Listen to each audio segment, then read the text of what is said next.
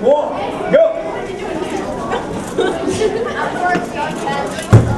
Détrompez-vous, ceci n'est pas une descente policière, mais bien la 5e édition du festival G-Animé, où les déguisements et les mises en scène du genre sont tout à fait normales.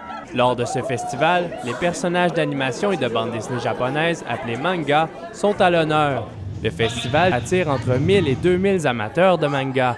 Plusieurs d'entre eux se déguisent et jouent le rôle de leur personnage imaginaire favori. Cette pratique est appelée cosplay, qui vient des mots anglophones costume et playing.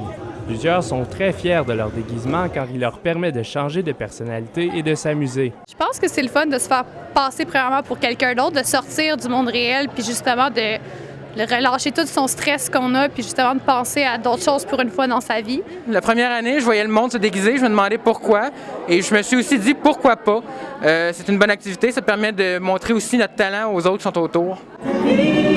Les organisateurs croient que le cosplay est en partie responsable de la popularité de l'événement. Donc, l'aspect cosplay, costume, je pense que c'est ça qui entretient aussi beaucoup les festivals parce que c'est un aspect qui est impossible d'avoir en ligne ou par les médias sociaux ou autre chose. Il n'y a pas que l'idée de se costumer qui enchante les participants du festival. Plusieurs activités, des concours et même la visite de plusieurs invités sont au rendez-vous.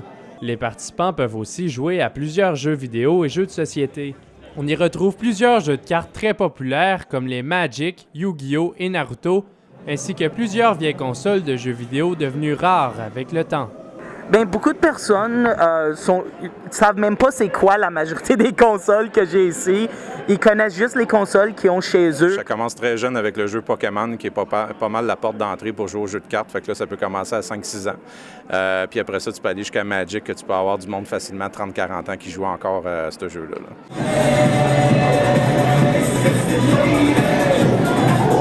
Même si les mangas et les animations japonaises existent depuis environ un millénaire, cette culture japonaise ne semble pas prête de disparaître.